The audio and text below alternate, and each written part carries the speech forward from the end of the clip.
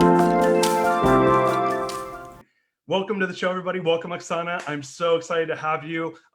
Let's give a little bit of an intro for Oksana. Oksana and I met almost, I think it was 2 years ago. Is that right?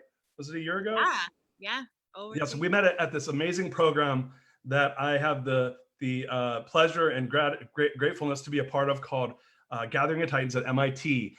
And Oksana was one of the speakers, and she was a participant in the program. I believe it was not this previous, but past April. And she was with us for the whole 5 days and just teaching us some amazing stuff. So really, let's give the credit where credit's due. Oksana is a certified business mindfulness and meditation expert. She's an international speaker, best-selling author of the best-selling book, Next Level You. She leads corporate mindfulness programs, private coaching, and retreats for entrepreneurs, small businesses, and Inc. 500 companies around the world. She was born and raised in the far east of Russia, and Oksana became a citizen of the world at the age of 16. She's traveled to 55 countries, leading executive events and workshops in India, North America, and Russia. Holy smokes, that is so cool. Welcome to the show, Oksana. So, listen, I started doing this thing about 2 shows ago, and I want to see if you would be game for this. Would you be game to do a yoga laugh or 2 with me to start the show? Have you done a yoga laugh before? Yeah. I mean, I would want to see your version of the yoga laugh, but I did like classes of yoga laugh. Okay, I'm gonna do mine. Mine is, I was taught a yoga laugh is a forced laugh. You laugh as hard as you can. So I'm gonna give you, this is me showing you my version, and then you could say, no, I'm not gonna do it, or yeah, I'm down, okay? You ready? All right, I'm gonna go. 1, 2, 3. How was that? Okay, on a scale of 1 to 10, what do you rate my yoga laugh? It's the ripple impact. So I usually cannot do forced laugh. It's always bubbles up as natural. So I'll just laugh all the time. Okay. This is me laugh. There's no yoga in it. Oh, I love it. All right, so you want to do one together, and then we'll get the show started? Okay. All right, I can't make a joke, but I can just do a laugh and you laugh with me. Ready, set, go. Oh, you know what I like about yoga laughs the best is, like, I actually feel a little bit high right afterwards. Like I feel like a buzz, and I'm like, oh, the body is so amazing. And that's why I really wanted you to be on the show, because I think when we first met, it was about a month or 2 after I had discovered my ability to meditate, and it actually was. It was the end of March. It was a couple weeks before, actually. So it was March of 2019, and then a couple weeks later, I met you, and I was like, I was telling you at lunch, I'm like, yeah, I just started meditating, and so it was so cool to actually meet someone that does it for a living and promotes it to businesses and people. So why don't you just tell us a little bit about what you do, and then I really want to go back and just tell our audience how you got there. Absolutely, and thank you so much for bringing me on the show. And there has been a lot of updates, and we didn't catch up that much, but since we've met and the COVID situation and everything that happened, the direction that we took with the purpose of mindfulness and meditation is actually gearing towards the mental health. It's literally helping people feel better despite what's going on in the world. And the tools that I have been learning for my personal purposes. I've struggled with anxiety, depression. My Soviet Union upbringing gave me a lot of strength and preparation for life. But on the flip side, it gave a lot of anxieties and fear mentality and survival mode. And so naturally leaning towards the happiness and having the ability to laugh out loud, I was really under the weather most of my time and most of my life. And it was depressing for me. I was questioning, why am I like that? And so these tools of awareness, meditativeness, and most importantly, later is working with the feelings and being able to switch your emotions and how you feel and how you perceive everything around you, because you know it better than anyone. You can look at the same thing and 2 people, one person is super happy about it, another person is pissed. And what determines that, right? It's the person, it's not the thing itself, it's not the external event. And in situations like we are right now in this pandemic, in times of uncertainty and riots, is there room still to be well, to feel alive, to feel happy even? And this was the kind of the obsession of my personal life, and I've made leaps and bounds and progress to the degree that I never thought was possible. And then naturally, when something like this happens to you, and you can attest to that, you want to share it. You want to say, hey, like, whoever is depressed, whoever is anxious, whoever is worried, whoever is fearful, whoever is just afraid of stepping out and be fully alive, there is hope for you. There are tools that you can do and use that can change your chemistry inside out.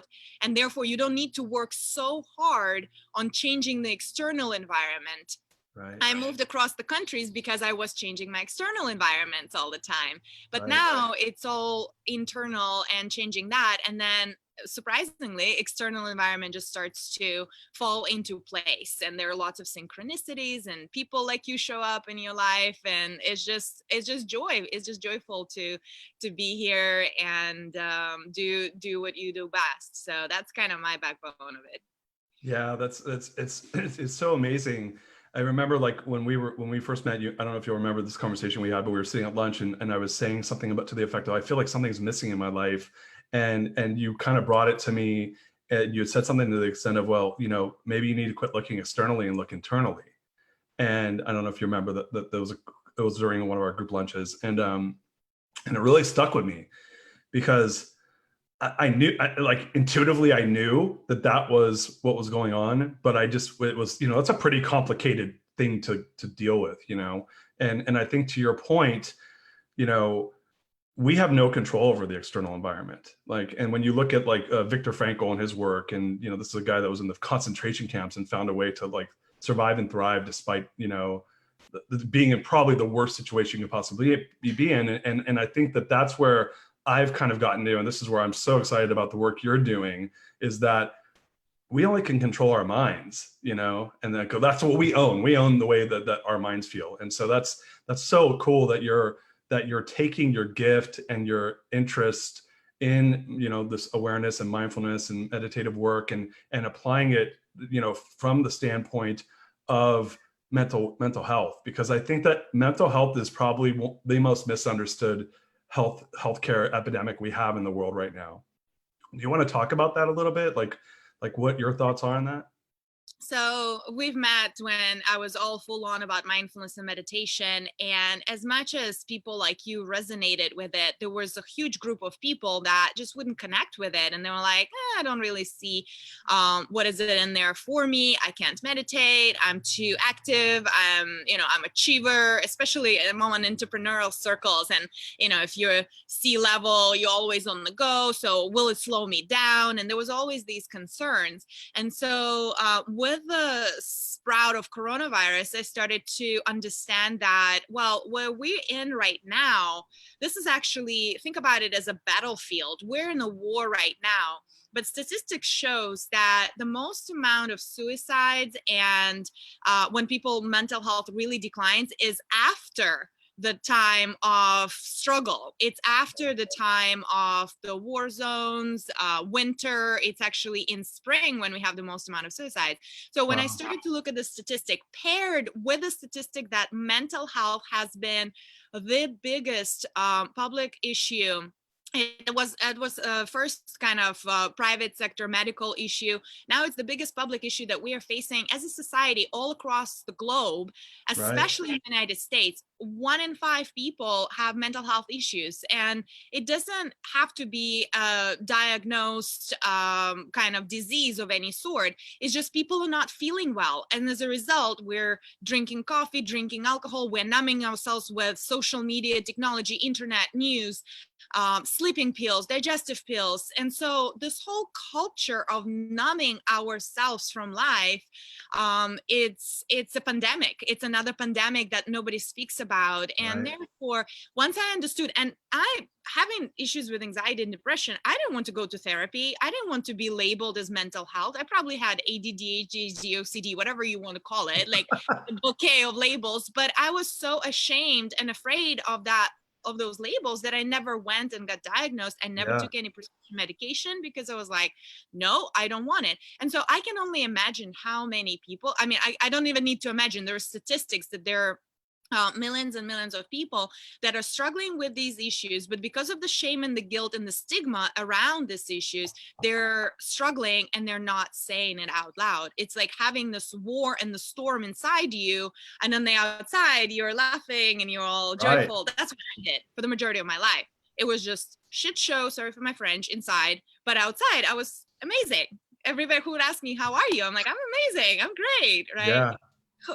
We do it all the time. So my goal and I guess purpose in life for now, for the way I approach mental health, is actually matching our external and internal world. Is that if we have some storms inside, we have the capacity and vulnerability to express it so we can get help from others, and also manage ourselves internally, have the capacity to change what's going on inside. So outside is just beautiful naturally, no matter what's happening. And that's how I believe, Viktor Frankl and Nelson Mandela and other great leaders who faced huge adversities in their lifetimes, they were able to stay sane, leader-like, in many cases even find joy. So that's kind of where mental health come into picture, is to rebrand it. It's not something we need to shy away from. There's so much there. There's so much there.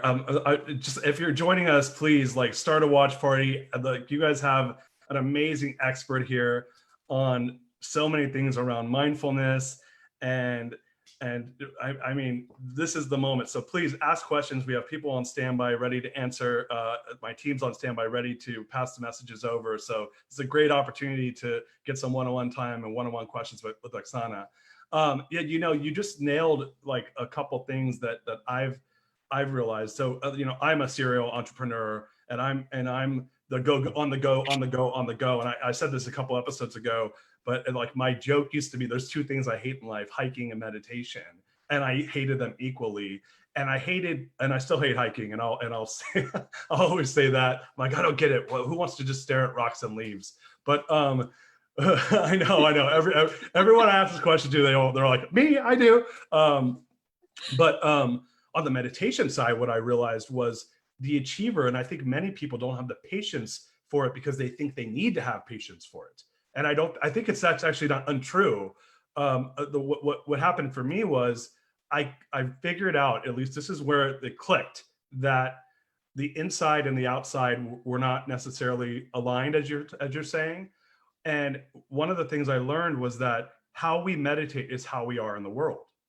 And so how when we take that moment to center ourselves, and when we're not able to, it's because that's how we're going through our day. Those are the things we're thinking about.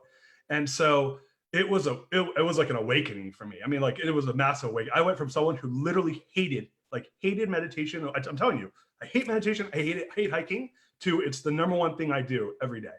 It's the first thing I do after I wake up in the morning. And I relish the moment to do it, because I get to see where I'm at. And it's not about being good at it. I don't even think there's such a thing as being good at it. But the other thing that I think you touch on, and I'm a unique person. You didn't know this about me, but I grew up in a family where my mother had a master's in social work. So she was a licensed clinical social worker, and she worked specifically with people who had mental illness. And she was my mom, I grew up with someone sitting there telling me how, what was going on with me from an emotional standpoint all the time. But despite that, I'm the same as what you're saying. Some of the things you're saying I can relate to. I've suffered tons of anxiety. I always said, I was a worried kid. I just thought that was just the way I was. My grandmother was from the Depression era, and my grandfather as well. And so I always thought, oh, we're just worried people. I literally, I'm kidding you not, when I was 10, I thought that was a thing. You just are that, because I was always worried about stuff. And it carried into my adult life until even, I still struggle with it. But one of the things I started doing was I started doing somatic experience work. I don't know how much you know about that, but my somatic experience therapist, one of the things he said to me that was amazing, and I want to hear your thoughts on this, is he said, you know, Darius, the body never forgets. He said the body never forgets. Score. There's You know, a and good so when he said that to me, it was interesting because I think a lot of people want to be logical about why they feel a certain way.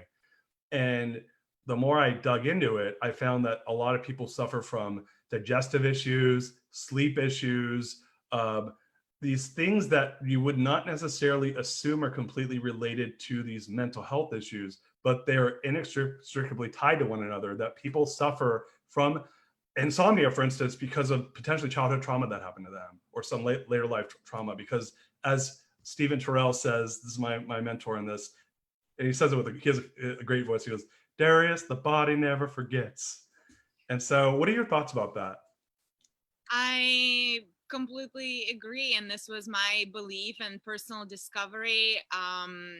In general, the way I approach life, especially after going through many yoga trainings, and I trained in India and Himalayas, and I go back to India quite often, is about getting the whole system as an integral system. When we go to the logic approach, when we go to the intellectual and analytical approach, intellect is there to dissect. The science is there to dissect. The medical science is there to dissect. We are looking at, you know, how the kidney operates, how the heart operates, how the brain operates. But there are very few sciences in the Western world that look at everything as a human being, as this whole system, as an integral system.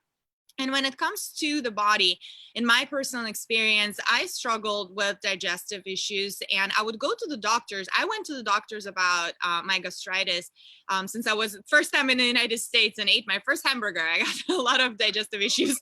I went to the doctors in Russia, United States, and Asia, in Hong Kong. And everybody was giving me a bunch of pills. And then I was like, well, I was looking at myself. I'm like in my 20s, I'm having this cup full of pills in my hand. And I'm like, this is wrong. Like, this is not supposed to be.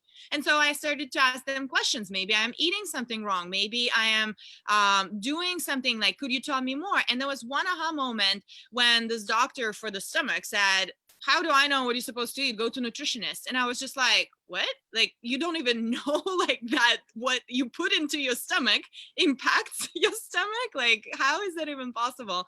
And so the whole system of mindfulness and meditation in general is, first of all, is paying attention to your body. You anchor your awareness in your body. And then once that body is healthy and well, then you can go to those perceptions and dimensions and expand your point of view from multiple points.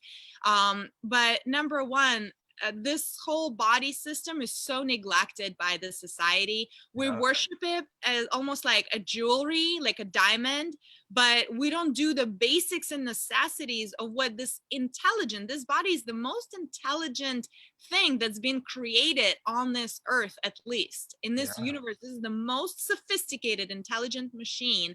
And yet we treat it like it's a rock, like, you know, just mechanical thing. It knows how to breathe, it knows how to beat the heart, and then of course it remembers. If you abuse an animal and you go back to that animal 10 years later, the animal remembers, and it doesn't have the brain that we have, it doesn't have the capacities that we have. So do we really think that this body does not remember everything that you said, put, whoever touched you, whoever you came across, how you talking to it every day? It's silly to think that. It's ignorant. It's ignorant to think that. Yeah. So like you're going into like two really big things. And number one, thank you for that insight. And like, listen, if you're listening, this is some awesome stuff. We got a question that just came across, but anyone else, please send your questions in. And start watch parties. We're going to be going here for a little longer. We're lucky enough to have Aksana's time today. And like I said, you got an expert here on some really amazing work. So the question is that came across is what was the hardest step for you in starting a meditation practice? So this is an amazing question, and I will say, I'll kind of backstep a little bit. The hardest step for me to even realize the need of a meditation practice, because similar to you, Darius, if somebody would tell me, even 10 years ago that I would be teaching meditation professionally or doing mindfulness or even doing it myself, I'll be like, ha, good joke. And I'll give them a good yoga laugh. And I'll be like, yeah, not me. I was a party animal. I mean, all the clubs of Moscow, Hong Kong, Miami, Yeah. anywhere in the world, the place where I would check out as like, I must go is nightlife. So getting up at 5:30 in the morning, like I would come to home at 5:30 in the morning. Like I was meeting sunrise from the opposite end. So first was this realization that there's something is not okay inherently. And that was really hard because who wants to admit that there is something wrong with you? Right. You know, Totally. if somebody tells you that Darius, there's something wrong with you, what are you gonna say? Thank you? You know, you're gonna say like, I don't like you. There's something wrong with you, Right. right? Imagine doing it to yourself and really actually recognizing that there are things that are not matching from what you want from life and what you experiencing as life. So we all have this idea of how we want to live. I think there's not a single person that you would ask, how do you want your life? That they wouldn't say, I want to be happy, healthy. I want to feel love. I want to be around people that I love, right? I think these Right. are universal. These are human conditions. How many people actually live happy, healthy, loving relationship that they really adore people that are with? How Right. many of us wake up and just like, oh, another day, where's my cup of coffee? And then I was like, oh, my kids just shut up before my coffee. Oh, my colleagues, they're doing this and this and that, Yeah. right? But there's a disconnect. There's this huge disconnect. So how do you meet that gap? Well, first of all, you need to recognize that disconnect. And it is hard. It takes courage. It takes a very hard look on yourself. Yeah. And as an entrepreneur and gathering of titans, that group of people are really good at having hard look at themselves and looking at their shortcomings. So meditation, if you look for a magic bullet that, well, meditation is going to solve something, meditation creates awareness. And first of all, in meditation, there are two things that I believe that you need to do. There should be an understanding of why you're doing it. Just like anything in life, don't start meditation because I tell you or because Dario's now hated it and now loving it. Uh, there should be a reason of what change you want to make, and is meditation is the right tool. Meditation is the tool, number one, of awareness. Like you said, you sit down and you see and pay attention to everything that is happening inside you. Yeah. And the first meditation experiences, and you might attest to it, if you are someone who likes to worry or who got used to worry, you see that worry magnified 10 times fold. Yeah. If you Totally. think about do you know those magnified glasses? Women will relate to me with those magnified glasses. When you look at yourself, you see every single cell magnified, and you look at your face and you're like, that's kind of how meditation feels in the beginning. It's just this huge magnified glass, and you Right. see all your imperfections. And therefore, it takes tremendous amount of courage, and then it takes tremendous amount of awareness and self-love, and generally guidance of a teacher to push you through, to pull you out of that mud, to pull you out of that garbage that you've been collecting for so long. Yeah. And for that, you kind of need the discipline. You need the ability to say, I am up for it. I am going to do the spring cleaning. And no matter how long it lasts, I'm going to commit to it. And so it takes discipline, but you need to know why. You need to have a teacher, because chances are you're not going to be able to pull through that garbage yourself, or you need some kind of external force. And then you need a technique. A lot of people nowadays, we have apps, and it's Headspace, and it's different app, a different thing every day. Well, you're not training yourself to anything. You're entertaining yourself in a meditative way. So there are many things that need to be addressed before it will stick as a practice, and before you feel that, okay, it's making changes on my life. Well, so yeah, let's touch on that. So people that like I'm a person, I use I do, gosh, oh my God, Waking Up app, right? I really like, I love that app actually, but I like his style. But I want to dig a little deeper. If people, for me, that seemed to be Sam Harris. I like his teachings. I didn't like the other ones, kind of for the reason you're saying. His seemed a little bit more like I can see him pulling back the layers through the practice, and I could see him. He's not explicitly, he does have lessons too, actually, but I just do the practices. So what do you think if people want to learn, and in your opinion, obviously, not everyone's going to be able to go maybe hire a private teacher to teach them this. What advice would you give to people? And that also, I think that's a big commitment for some people. Let's say a teenager wants to do it. What would be your advice for someone like that? I would share what happened and helped me. And first of all is our ability to sit still. So my first, what's it called, mindfulness practice, which I didn't know it was a thing at that time, when I was in Asia and I was completely derailed, and I write about it in my book. My first practice was sit still for 2 minutes. Yeah. Don't do anything. Don't look at your phone. Don't distract yourself. You sit still for 2 minutes. You can stare outside of the window, but you don't get up, and you just there. You are becoming present. You're becoming aware.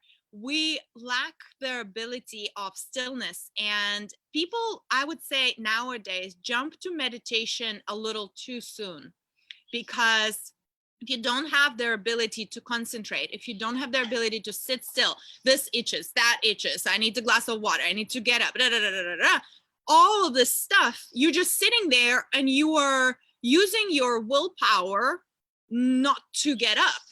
But meditation is way deeper than that. Meditation is exploring the layers. But if your leg is itches and something else is ringing, you need to get up, you're worried about your schedule, you're not able to observe yourself fully. If I would ask you to sit down and you sit down and you try to observe yourself, and someone sits next to you and pokes you all the time in different points, would you be able to observe yourself well? Of course not, no. That's what's happened. Our bodies are so untrained to sit still and to be present. Just being present. Forget about closing your eyes yet.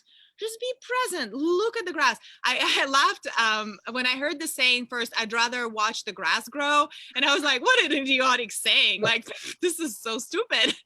And now I'm like, I get it. I'm like, I actually would rather sit and watch the grass grow, because it's just such a profound stillness and you can see the patterns and it's just magic. And I'm like, oh my God, I became that weird person.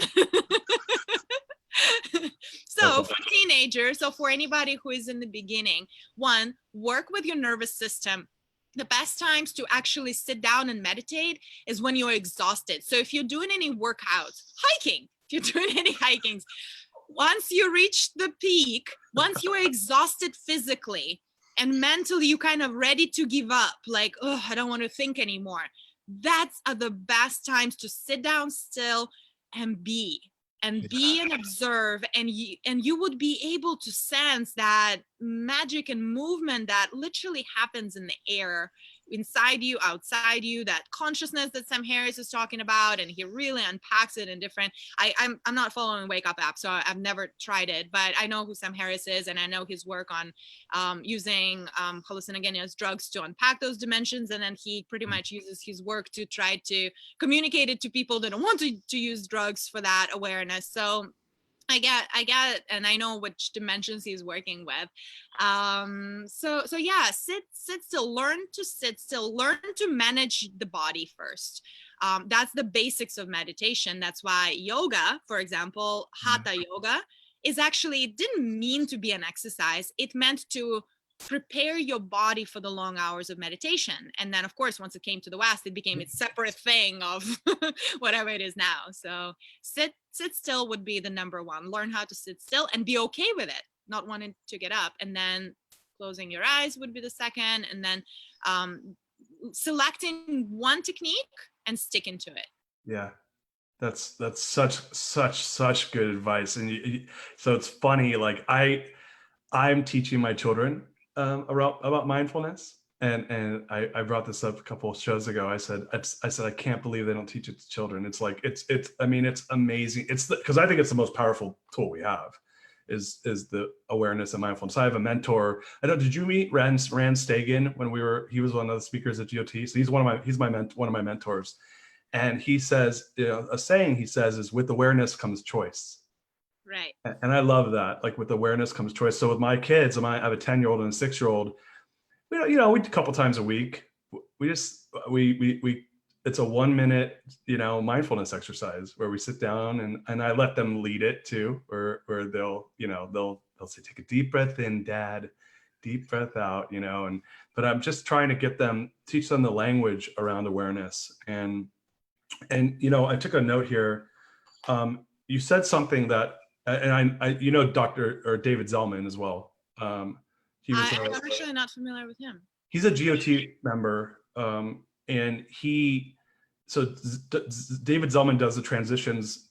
He does a program called Transitions, and he basically what he does in Transitions is this whole thought process around what conversations are we having with ourselves and how those actually result in our results. So I want to plug my book, and I want you to plug your book, but this is a galley copy of my book. I want to send you a copy of this because get your thoughts on it. But the name of the book is The Core Value Equation, and it's based off that.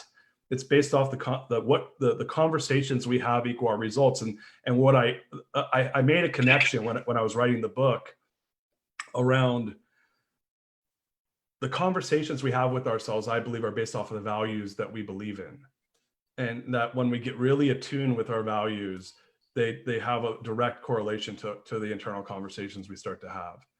And then those lead to a lot of the results that we start to see around us. I think there's more dimensions to it than that, but I do want to touch on that because I think you're making such a great statements around this awareness of being and centering and just having an awareness of not numbing ourselves. And you're talking about, being a party animal, and I can relate. I love it. I love to go out and have a wild night. And the awareness I had was that as a child, I was not allowed to be spontaneous, and that I found spontaneity through partying. That was the one time I could get out of my head and do whatever I want to do. And this is something I recently figured this out. And it wasn't necessarily from a healthy perspective, but that I think that people want, they're trying to escape this life, right? And to your point, by us having to sit still, we are having to look in that up close, look in our pores to see, what we really are. And so I think that there's a correlation that I'm putting together between having that up close look at our awareness, our mind, as well as our values. What is it that we value, and how is that coming to life in the world? Because I think that where we're seeing these, like Anthony Bourdain, for Christ's sake, killed himself, right? And Dave Chappelle does a whole like a joke about it. It's a kind of a joke, but kind of not. He said, let us not forget Anthony Bourdain killed himself, right?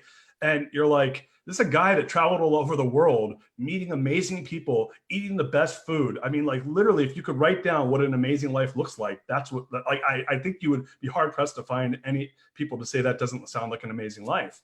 And yet this guy wanted to end it, and probably for a lot of reasons, right? And so when we start to look at things like that, and that we have this mental health epidemic, which I agree with you, because I think mental health issues beget more mental health issues for our families. It becomes generational, and it's a virus, right?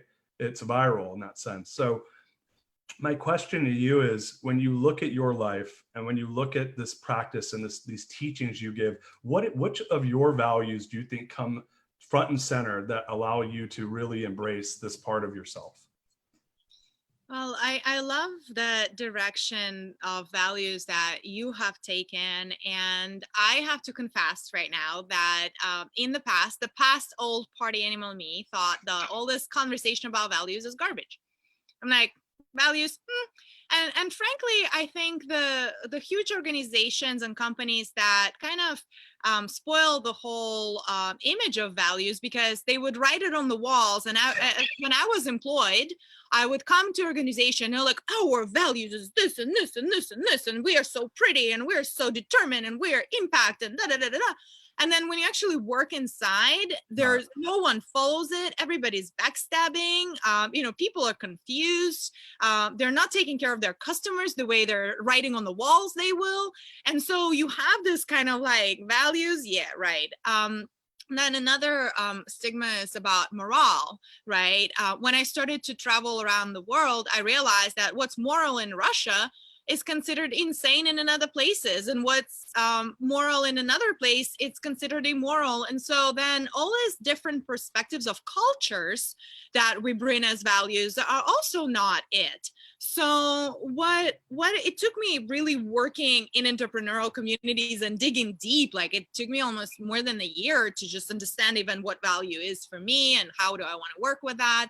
And so what I realized and how I abide of values, and what we also practice it inside the organization, is actually what do you practice on consistent basis that makes your life better, that makes your life directional, that makes your life congruent with what you feel internally and what you want to project externally. Yeah.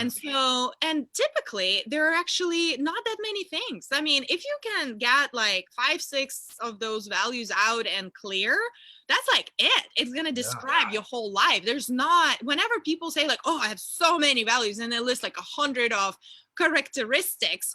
Well, the question is, the task is, are you practicing them at least weekly, each and every one of them? Chances are you don't.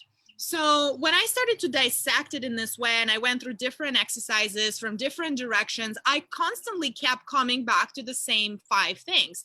For me, one is energize, is leaving the people and the places better than you found it. And you barely will see me, even if I'm sick as a dog, you would barely, and I need to present myself public, you will never see me like, like, no, it's against my value. I might feel like I'm not even on this planet Earth, but I will give you my best, my energy, my enthusiasm. And so you will leave. Maybe you would not agree with me, but at least you will say, well, she was fun, right? The second one is keep it simple.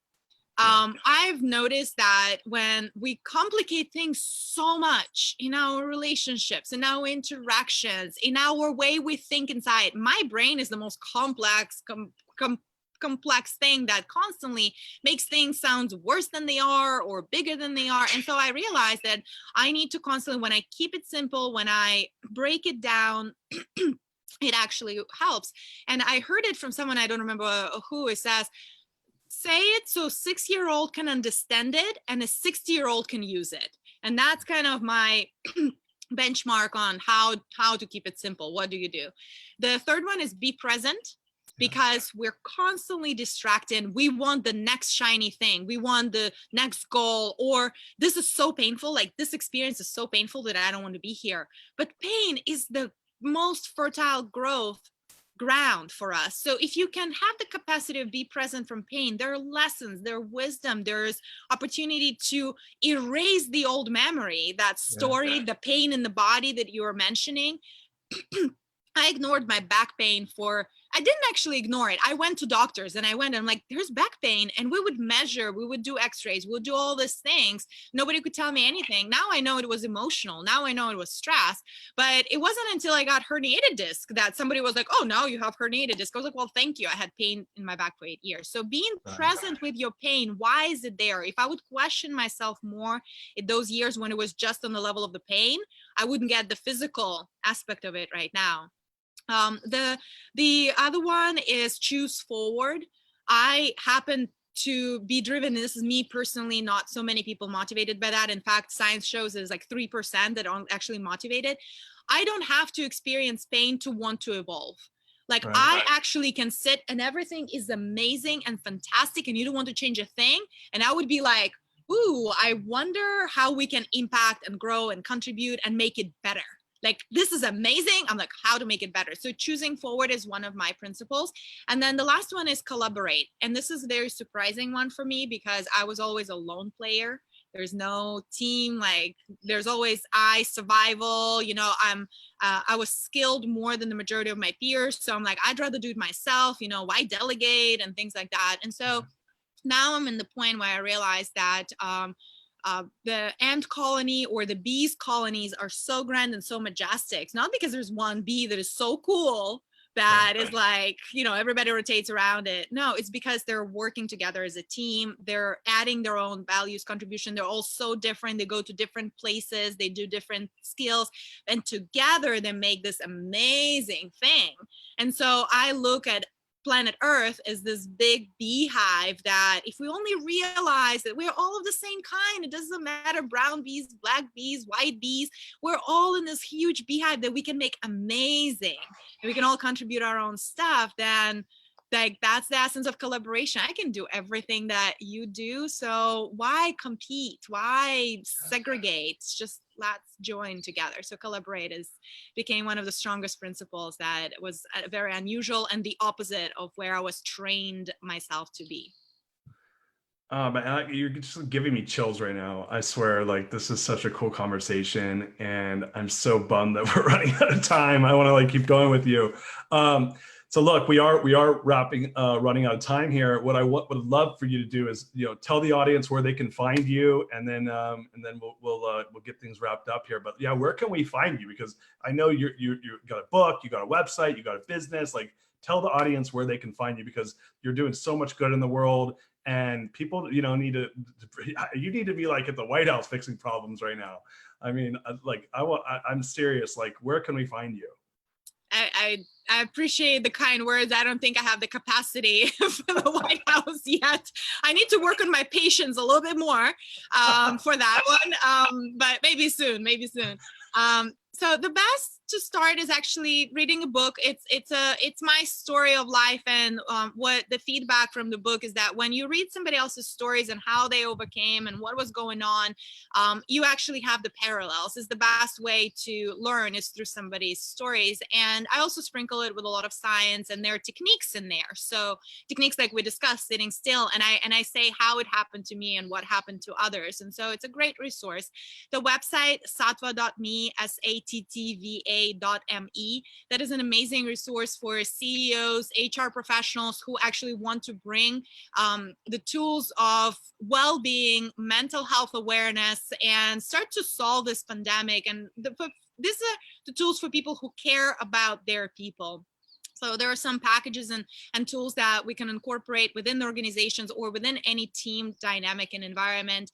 And then personally, I'm on all social media. I mean, the grown-up social media, I figured that there's some new TikToks and other stuff that I don't do, but Facebook, LinkedIn, Instagram, YouTube. So I obviously will post this talk on YouTube as well. So there are many ways to connect, and feel free to email me. It's sana@sattva.me. So sana@sattva.me. I'll be happy to answer any questions or see how we can direct you in the direction that you want to go. Wow. Like, my heart is full. This is so cool. I'm so grateful to have you on the show. Thank you so much. And you guys, check out Aksana. Her book, one more time, what's the name of your book? It is Next Level You. Yeah, Next Level You. You can find it on Amazon. And we'll be posting in the comments all this stuff, so you guys can go check her out. And yeah, like, this has been a killer 45 minutes. Like I said, my heart is full. Thank you, Oksana.